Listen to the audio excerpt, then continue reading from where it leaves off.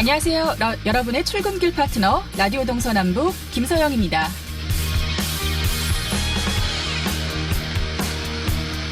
속초 청초호변의 조선소를 아시나요? 1952년에 문을 연 조선소는 세월이 흘러 어선도 현대화되며 차츰 쇠락의 길을 걸었습니다. 한때는 철거 위기에까지 처했죠. 하지만 창업주의 손자 부부가 정착하며 외관은 조선소 간판까지 그대로 남겨둔 채 카페와 갤러리로 변신했습니다. 문제는 조선소의 간판인데요. 이 간판 글씨는 현 대표의 아버지이자 2대 대표였던 분이 쓴 글씨예요. 개성이 뚜렷한 독특한 글씨로 글씨체만 봐도 이 조선소가 떠오를 정도입니다. 옛 조선소들은 뱃머리에 직접 배의 이름을 새기는 전통이 있는데요.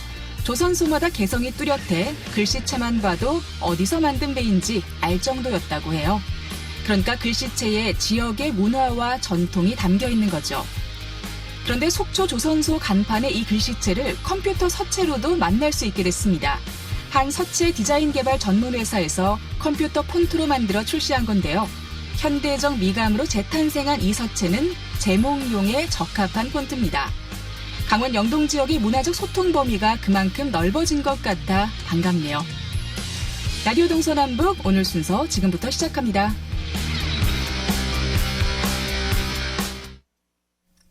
네, 라디오 동서남북 오늘도 아침 신문으로 시작합니다. 강원일보 이하늘 기자와 전화로 연결돼 있습니다. 안녕하십니까? 네, 안녕하세요. 네, 오늘 첫 번째 소식이 또 환경부와 관련된 소식인데요. 요즘 환경부 이야기를 참 자주 듣고 있습니다. 설악산 오색 케이블카, 상수원 보호구역 해제 등 환경부와 관련된 강원도 현안들이 참 많은데요. 하지만 환경부를 향한 도민들의 민심이 좋을 리가 없을 것 같아요. 반환경부 연대가 생기고 있다고요? 네, 맞습니다. 설악산 오색 케이블카 부동의 결정에 이어서 원주 횡성 상수원 보호구역 해제에 대한 환경부의 반대와 관련해서 반환경부 연대라는 공동전선 구축이 가시화되고 있습니다. 여기에 환경부의 직접적인 사업은 아니지만 환경 영향평가 등의 과정이 필요한 백두대간 송전탑 설치 관련해서 도내 시군 주민들도 함께할 가능성이 매우 커서요. 반환경부 연대 규모는 더욱더 확대될 수도 있는 상황입니다. 그렇군요. 우선 설악산 오색 케이블카 사업 불허에 대한 반발로 상경 집회가 또 열리네요? 네, 친환경 설악산 오색 케이블카 추진위원회는 10일 양양 남대천 둔치에서 환경부 규탄 범 강원도민 걸기대회를 개최를 합니다. 이날 걸기대회는 양양 지역 주민은 물론이고 강원도와 도내 18개 시군 관계자가 참가할 전망인데요. 횡성 주민들도 조만간 걸기대회 참가 여부를 결정하게 됩니다.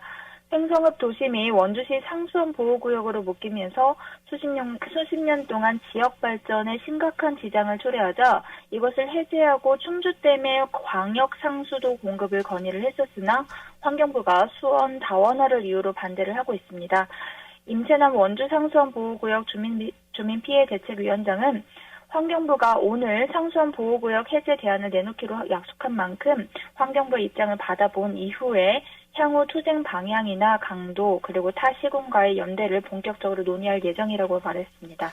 네, 그리고 송전탑을 두고도 여러 가지 반대 의견들이 나오고 있습니다. 도내 5개 지역을 관통하는 이 송전탑 반대대책위원회도 이날 집회 참가를 놓고 고민 중이라고요?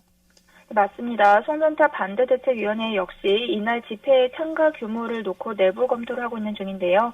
평창과 영월 그리고 정선, 횡성, 홍천이 송전탑 반대 대책에 포함되어 있기 때문에 만약에 연대에 합류하게 되면은 상당한 파급력을 갖게 될 전망입니다.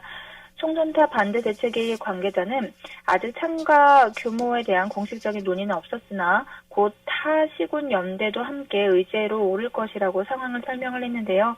이에 대해서 강원도 관계자는 환경부의 부당함에 대해서는 주민들과 같은 생각을 하고 있고 그만큼 지역의 감정이 악화되어 있다는 상황을 알려주고 싶다라는 입장을 정리했습니다. 네, 그만큼 지역의 감정이 악화되어 있는 상황이다라는 말씀인데 여기에 강원도가 또 환경부에게 외면당한 사례가 나왔어요. 전국 권역별로 설치하기로 했던 생물자원관 건립에 강원도만 제외가 됐습니까? 네, 맞습니다. 환경부가 불과 반년 전에 직접 한 약속까지 번복하면서 전국 권역별로 설치 중인 생물자원관 건립에 강원도만 제외를 시켰습니다.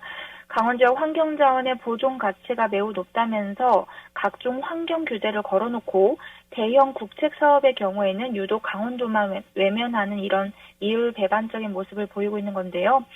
환경부와 강원도는 2015년 2월에 강원권 DMZ 생물자원관 유치에 합의를 하고 인제군 상남면 일대를 부지로 선정을 했습니다. 강원권 생물자원관은 10만 6천 제곱미터 부지에 797억 원을 전액 국비로 투입해서 연구시설과 생물 전시실, 그리고 교육과 야외 체험 시설을 갖춘 연구, 그리고 생태 보건, 관광, 교육의 복합 공간을 조성하는 사업입니다. 그렇군요. 당시 생물자원관 사업 대상지의 99%가 군유지였고요.